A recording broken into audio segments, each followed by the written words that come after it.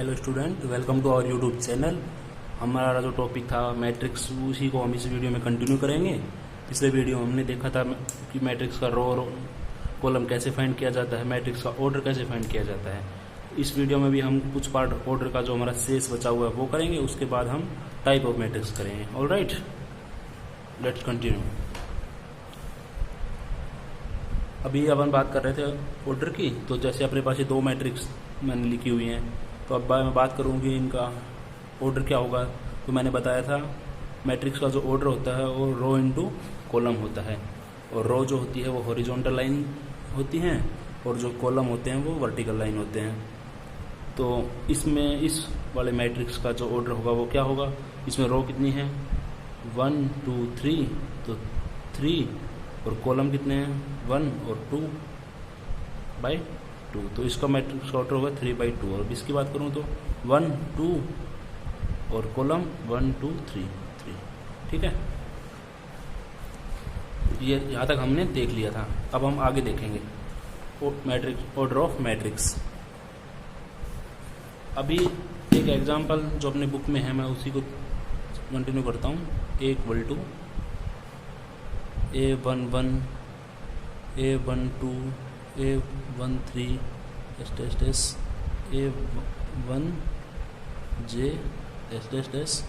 A1N, A21, A22, A23, A2J, A2N। और अब इसमें AM1, AM2, AM3, AMJ और AMN। ये जो होता है ना, ये किसी मैट्रिक्स का हमें किसी भी एक पॉइंट का, जैसे इस वाले मैट्रिक्स में कौन 3 कहाँ पे है या कहाँ पे लोकेटेड है, उसकी मतलब मेन 3 कहाँ पे है उसकी लोकेशन का डिनोट करता है। इससे हम बता सकते हैं ये इसमें जो A11 है, तो ये जो फर्स्ट वाला 1 है ये रो को डिनोट कर रहा है, और सेकंड वाला जो 1 है ये कॉलम को डिनोट कर रहा है। तो इसको लिखा जाता है AIJ, where I equal to row, J equal to column. All right, ये हमारा हो गया I हो गया रो, J हो गया कॉलम। तो A11 किसको बताएगा, फर्स्ट रो में फर्स्ट कॉलम में जो एलिमेंट होगा उसको। A12 किसको बताएगा, फर्स्ट रो में सेकंड कॉलम में जो एलिमेंट होगा उसको। बट ये बात ध्यान रखना कि रो हमेशा पहले लिखी जाएगी और कॉलम उसके बाद लिखा जाएगा। जैसे 2 2 है, तो इसमें जो 2 है ये पहले रो को डिनोट कर रहा है, पहले वाला 2, और दूसरा वाला जो 2 है ये कॉलम को डिनोट कर रहा है। ऐसे हम आगे करेंगे। तो A11, A12, A13। तो मैंने बोला कि इसमें जो 1 है, ये 1 की जगह अपन J लिख सकते हैं। J का अपन ने जब आगे पूरा एक्सटेंस किया था उसके बाद ये 1 1 ऐसे हुआ है। तो ये फर्स्ट वाला 1 है, ये J को I को डिनोट कर रहा है, और ये J को डिनोट कर रहा है, दूसरे वाला जो नंबर है ये।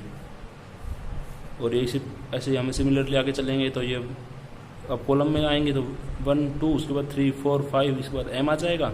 और ये कॉलम फर्स्ट है तो इसमें फर्स्ट ही कॉलम चलता रहेगा, इसमें कॉलम सेकंड है तो सेकंड कॉलम चलता रहेगा। ये हम बता रहे थे। अब हम बुक से देखते हैं।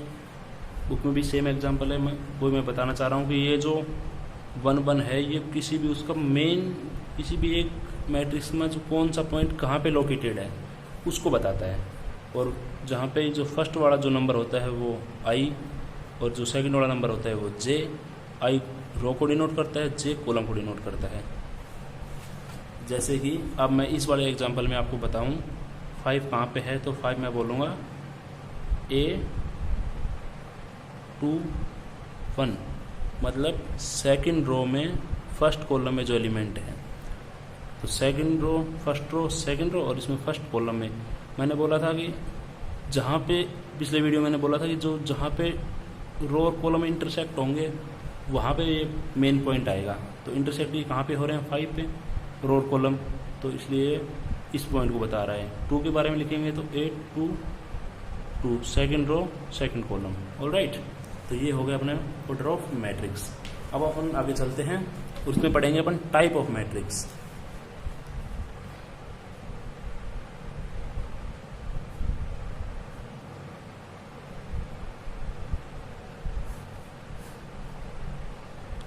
आज हम पढ़ेंगे type of matrix.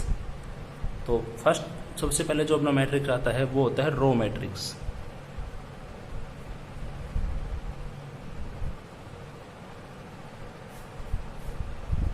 Row matrix, अब रो मैट्रिक्स क्या होता है ये मैंने पिछले वीडियो में बताया था। In a matrix if there is only one row it is called row matrix. In a matrix if there is only one row means कि उसमें सिंगल ही रो हो। जैसे फॉर एग्जाम्पल मैंने मान लिया A = 2 5 3। तो अब इस मैट्रिक्स में कितनी रो हैं, सिंगल ही रो है। मैंने बोला था रो को अपन कैसे देखेंगे, हॉरिजॉन्टल देखेंगे। तो इसमें ऐसे जाएंगे अपन लेफ्ट टू राइट, तो कितनी रो आई, 1 इसको अपन फर्स्ट वाली रो आई, इसको अपन बोलते हैं R1। तो इसमें रो कितनी हुई, 1। अब मैं इसी में यदि कॉलम की बात करूँ तो कॉलम कितने हैं, 1 2 3। पर अपन मैट्रिक्स पढ़ रहे हैं रो मैट्रिक्स, इसलिए अपन रो कॉलम में रो की बात करेंगे, कॉलम की बात नहीं करेंगे। तो रो कितनी है इसमें, 1। अब मैं इसके ऑर्डर की बात करूँ तो ऑर्डर कैसे फाइंड किया जाएगा इसी का। मैंने बोला था कि ऑर्डर के लिए रो इंटू मतलब रो क्रॉस कॉलम। तो रो कितनी है इसमें, 1 क्रॉस या बाय, और इसमें कॉलम कितने हैं, 3। तो इस मैट्रिक्स का ऑर्डर क्या हो गया, 1 क्रॉस 3। अब मैं एक दूसरा एग्जांपल लेता हूँ। मैंने B = मान लिया -4 3 7 0। तो इसमें भी 1 रो है और इसमें कॉलम कितने हैं, 4। तो इसका ऑर्डर कितना हो गया, 1 क्रॉस 4। तो ये अपना हो गया row matrix.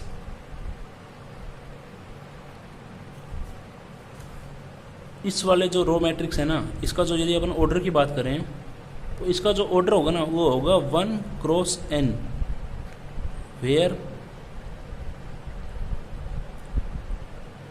n = number of columns. ठीक है, ये अपना हो गया रो मैट्रिक्स। अपना अगला मैट्रिक्स जो है वो है कॉलम मैट्रिक्स। जैसे रो मैट्रिक्स होता है सेम वैसे ही कॉलम मैट्रिक्स होगा। इसमें रो 1 है तो उसमें कॉलम 1 होगा।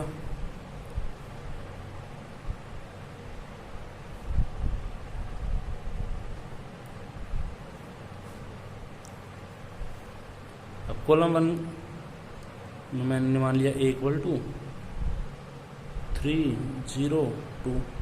अब इसमें कॉलम कितने, कॉलम 1 है, रो कितनी है, 1 2 3। और इसका ऑर्डर कैसे निकालेंगे, तो पहले रो क्रॉस कॉलम, कॉलम कितना है, 1।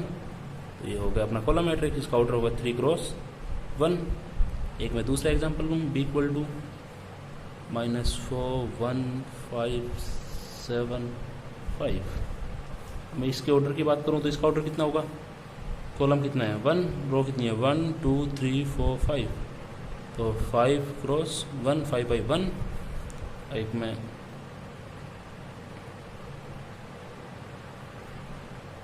दूसरा एग्जांपल लेना देता हूँ तो उसका 0 1 0। तो इसका ऑर्डर कितना होगा, इसका ऑर्डर भी वही होगा, कॉलम कितना है, 1, और रो कितनी है, 3। तो 3 क्रॉस 1। तो ये हो गया 1। तो इसकी जो डेफिनेशन होगी वो यही होगी, in a matrix if there is only 1 column then it is called column matrix. और इसको यदि अपन ऑर्डर की बात करें, ऑर्डर = n क्रॉस 1 का होगा, नहीं m क्रॉस 1, कंफ्यूज ना हो इसलिए, क्योंकि n अपन रो को मान चुके हैं, तो कॉलम के लिए अपन बोल देंगे m cross n, where m equal to number of rows. Alright, ये होगा अपना कॉलम मैट्रिक्स। अब मैं थर्ड पढ़ता हूँ, तो वो होता है जीरो मैट्रिक्स, या फिर इसको अपन नल मैट्रिक्स भी बोल देते हैं।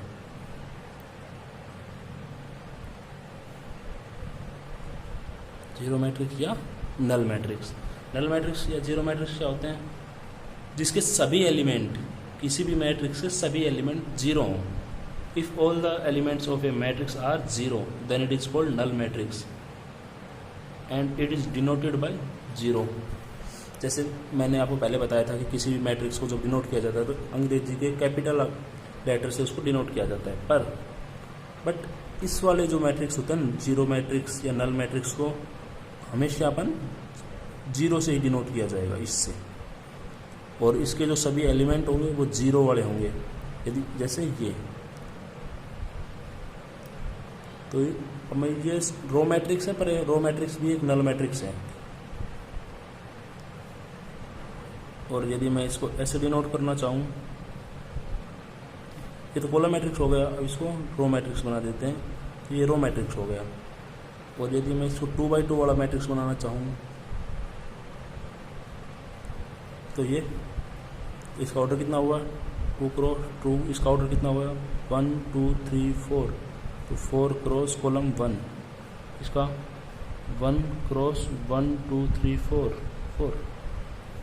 एक अगला एग्जांपल देखना है, तो 0 इक्वल टू 0 0 0 0 0 0 0 0 0 0 0 0। मैं इसके ऑर्डर की बात करूँ तो इसका ऑर्डर होगा 3 क्रॉस 4 का 3 क्रॉस 4, क्योंकि 1 2 3 1 2 3 4 रो 3 है कॉलम 4 है, तो इसका ऑर्डर हो गया ये अपना हो गया नल मैट्रिक्स। ठीक, अब अपन पढ़ते हैं स्क्वायर मैट्रिक्स।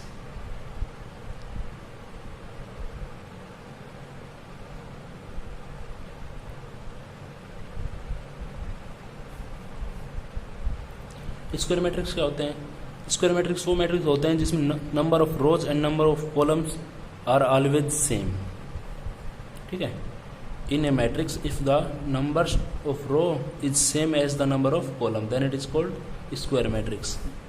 एग्जाम्पल देखते हैं अपन, तो ए इक्वल टू 1 - 2 3 5। अब इसमें कैसे होगा ये? इसमें नंबर ऑफ रो देखो 1 2 2 क्रॉस कॉलम 1 2, तो स्क्वायर मैट्रिक्स हो गया, क्योंकि मैंने बोला था number of rows equal to number of columns.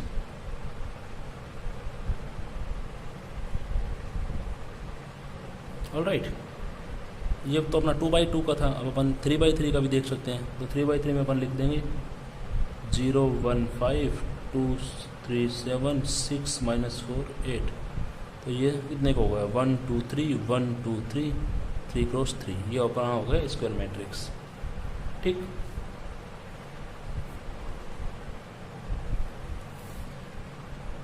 अब मैं इस अपन को ये पता है स्क्वायर में 2 डायगोनल होते हैं। जैसे इसमें डायगोनल कौन कौन से हैं? एक तो ये वाला और एक ये वाला।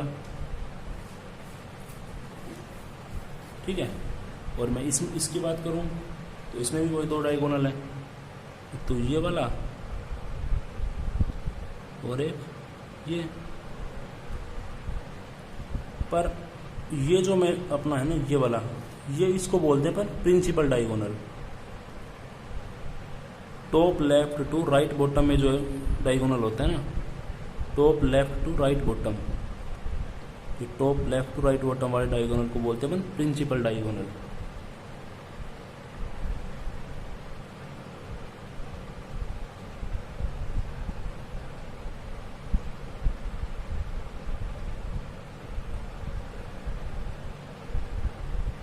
ठीक है, ये बात अपन को याद रखनी है। स्क्वायर मैट्रिक्स में अपन को ये पता है कि स्क्वायर में डायगोनल होते हैं, दो डायगोनल कितने होते हैं, एक स्क्वायर में 2 होते हैं।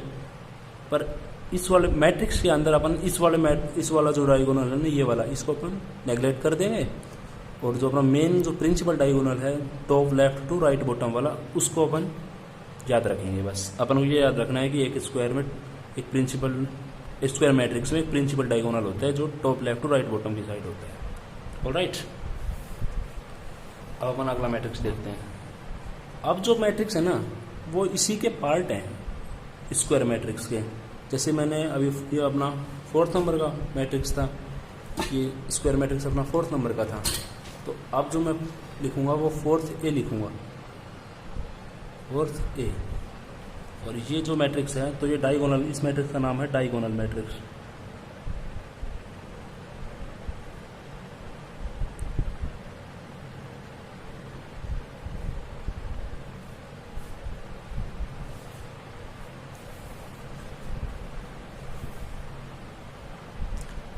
ए स्क्वायर मैट्रिक्स, इसकी जो डेफिनेशन है वो कहाँ शुरू हो रही है, ए स्क्वायर मैट्रिक्स, इसीलिए इसका पार्ट है ये, क्योंकि इसकी जो डेफिनेशन, जो डायगोनल जो मैट्रिक्स होगा ना, वो ऑलवेज एक स्क्वायर मैट्रिक्स होगा,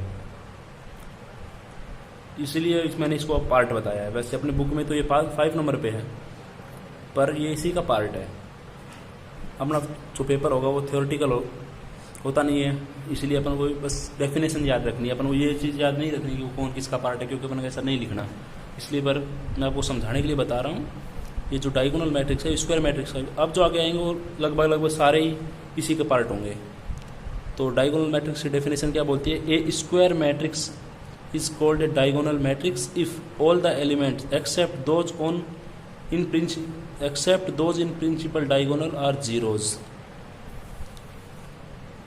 ये इसका ये बोल रहा है, ये Aij equal to 0 if I not equal to J। सबसे पहले तो अपन ये देखते हैं कि I not equal to J कहाँ कहाँ होता है। तो सबसे पहले अपन एक बनाते हैं 3×3 का स्क्वायर मैट्रिक्स। तो A इक्वल टू मैंने मान लिया A11, A12, A13, A21, A22, A23, A31, A32, A33। ये अपना एक स्क्वायर मैट्रिक्स है। मैंने बोला था कि हर डायगोनल मैट्रिक्स एक स्क्वायर मैट्रिक्स होगा। अब इसमें प्रिंसिपल डायगोनल कौन से होते हैं, प्रिंसिपल डायगोनल इसमें कौन सा है, ये वाला है A11, A22, A33 वाली, ये वाली लाइन, ये अपने प्रिंसिपल डायगोनल हो गई इसमें। अब ये इसकी डेफिनेशन क्या कह रही है, all the element except those in principal diagonal are zero. मतलब इसके अंदर प्रिंसिपल डायगोनल के अलावा सभी एलिमेंट जीरो होने चाहिए। प्रिंसिपल डायगोनल के अलावा सभी एलिमेंट जीरो होने चाहिए। I not equal to where i not equal to j, a i is equal to zero where i not equal to j. I not equal to j कहाँ कहाँ नहीं है, वो उसको अपन जीरो बनाना है। बस अपन को ये चीज़ याद रखनी है, जहाँ पे आई नॉट इक्वल टू जे है वहाँ जीरो बनाना है। और मैंने बोला था कि ए आई जे जो होती है वो उसमें आई जो होती है वो रो को डिनोट करती है और जे जो होता है वो कॉलम को।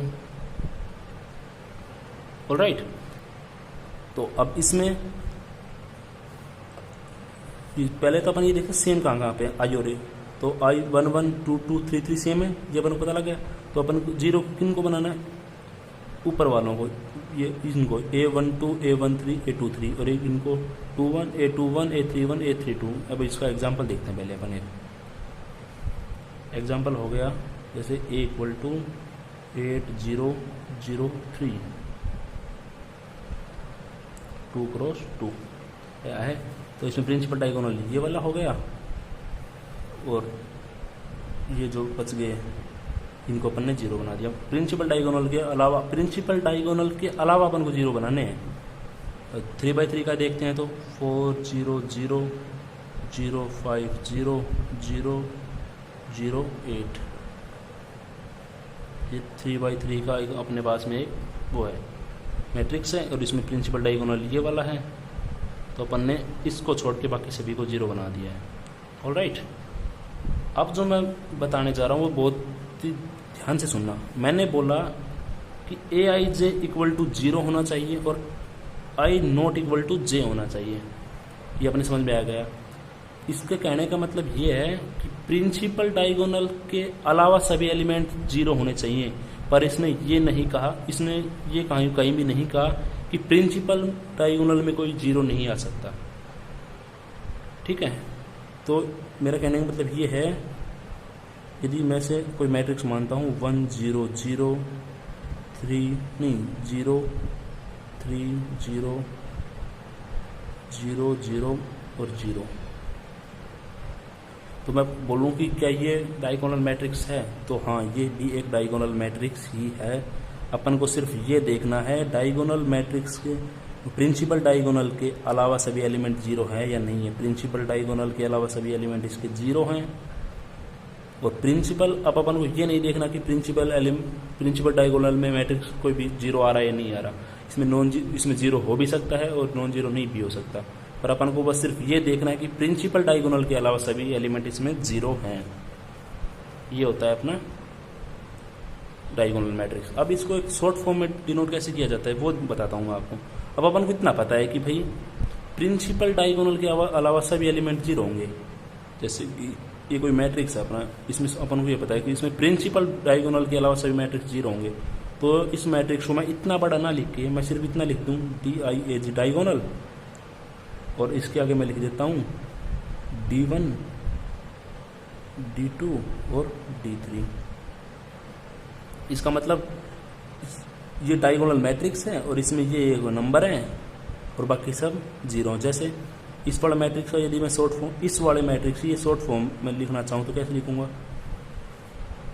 DIAG इक्वल टू DIAG 1 3 0, बस हो गया। तो अपन इतना पता है कि डायगोनल मैट्रिक्स के अलावा और सभी एलिमेंट अपन को 0 बनाने हैं, और इसको छोड़ के अपन ने 0 बना दिया। तो ये हो गया अपना डायगोनल मैट्रिक्स। अगला मैट्रिक्स अपना 4th B, स्केलर मैट्रिक्स।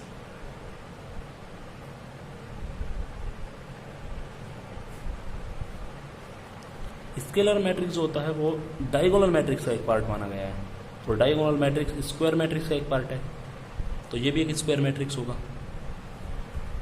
तो a diagonal matrix in which all the principal diagonal element are equal is called the scalar matrix. इसमें सिर्फ अपन को इतना याद रखना है कि जो प्रिंसिपल डायगोनल है ना, उसके सभी एलिमेंट्स को अपन ने सेम रखने हैं। पर मैंने बोला था कि a diagonal matrix in which all the principal diagonal elements are equal, तो इसका मतलब ये है कि प्रिंसिपल डायगोनल के मैट्रिक्स तो अपन को 0 रखने हैं, पर प्रिंसिपल डायगोनल के अलावा और सभी एलिमेंट अपन को प्रिंसिपल डायगोनल के एलिमेंट अपन को सेम रखने हैं, और प्रिंसिपल डायगोनल के अलावा अपन को सभी एलिमेंट को 0 रखना है। जैसे 5 0 0 5, तो ये तो अपना प्रिंसिपल डायगोनल, ये वाले एलिमेंट तो अपन को सेम रखने हैं, और इसके अलावा सभी एलिमेंट अपन को 0 रखने हैं। बस इस मैट्रिक्स में इतनी ही कहानी है कि प्रिंसिपल डायगोनल के एलिमेंट सेम होने चाहिए और बाकी सभी एलिमेंट 0 होने चाहिए। 0 क्यों होने चाहिए? क्योंकि स्केलर मैट्रिक्स जो है वो एक डायगोनल मैट्रिक्स को ही अपन एक स्केलर मैट्रिक्स बोलेंगे यदि उसके सभी एलिमेंट सेम हों। जैसे ये वाला अपना डायगोनल मैट्रिक्स था, इसमें जैसे 1 यहाँ पे मैं 1 कर दूँ और यहाँ पे मैं 1 कर दूँ, तो यही डायगोनल मैट्रिक्स एक स्केलर मैट्रिक्स हो जाएगा। ये अपना हो गया स्केलर मैट्रिक्स। अब अपना है अगला है unit matrix 4C, unit matrix.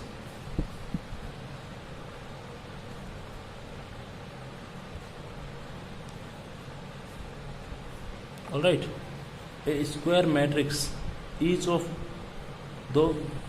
of whose principal diagonal element is unity or each of whose non-diagonal element is equal to 0 is called an identity or unit matrix। मैं बस आपको इतना बताता हूँ यूनिट मैट्रिक्स क्या होता है। यूनिट मैट्रिक्स में होता है ना, प्रिंसिपल डायगोनल वाले जो सभी एलिमेंट होते हैं ना वो 1 होते हैं, और इसको जो डिनोट किया जाता है ना वो I से डिनोट किया जाता है, क्योंकि यूनिट मैट्रिक्स को ही अपन एक अलग नाम होता है, उसको बोलते हैं आइडेंटिटी मैट्रिक्स। इसलिए आइडेंटिटी मैट्रिक्स को डिनोट I से करते हैं, इसलिए इसको भी अपन यूनिट मैट्रिक्स को I से डिनोट किया जाता है। और मैंने बोला था कि इसको यदि प्रिंसिपल डायगोनल के एलिमेंट 1 हो, प्रिंसिपल डायगोनल के एलिमेंट यदि 1 है और बाकी सभी एलिमेंट 0 हैं तो ये यूनिट मैट्रिक्स होगा। बस अपन को इतना याद रखना, ये 2x2 का था, अपन 3x3 का बनाऊँ तो 1 1 1 और बाकी अपन को 0 रखना है।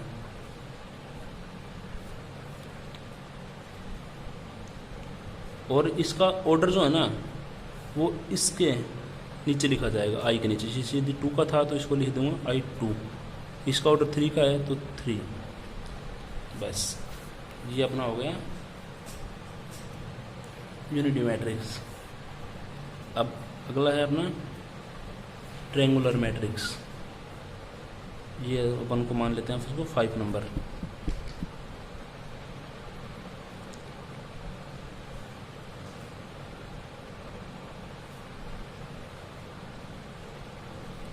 ट्रायंगुलर मैट्रिक्स में 2 पार्ट होते हैं, एक तो लोअर पार्ट, एक अपर पार्ट। तो सबसे पहले पढ़ेंगे अपन upper triangular matrix.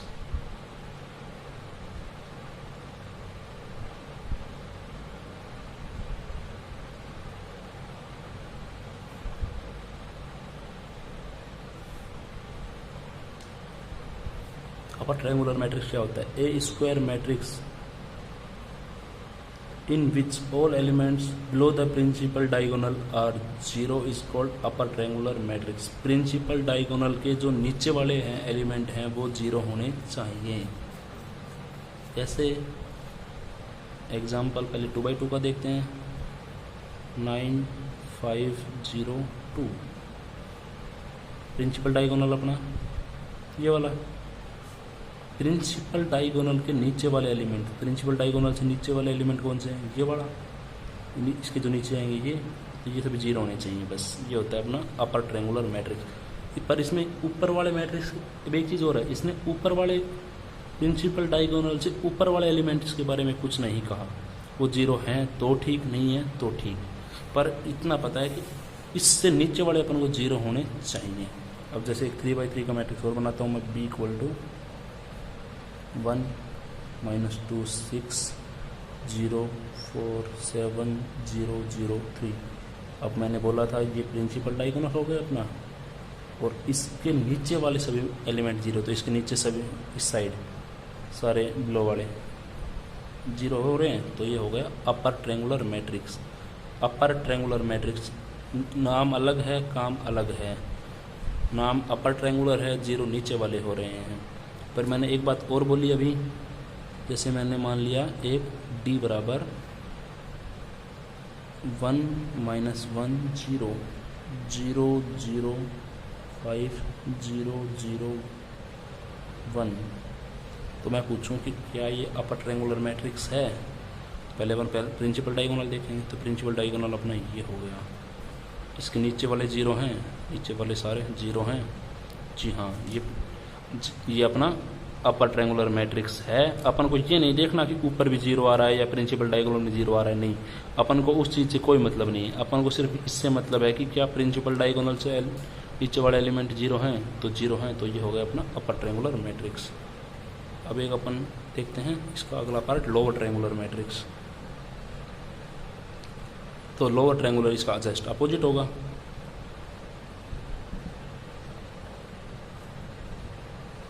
Lower triangular इसका अपोजिट होगा। तो जैसे A = 2 0 -1 3, तो ये प्रिंसिपल डायगोनल, तो इसमें मैंने बोला था नीचे वाले 0 होने चाहिए, इसमें बिलो वाले बोला था मैंने इस वाले में, तो इसमें अबव वाले बोलूँगा, अबव वाला 0 है तो ये है।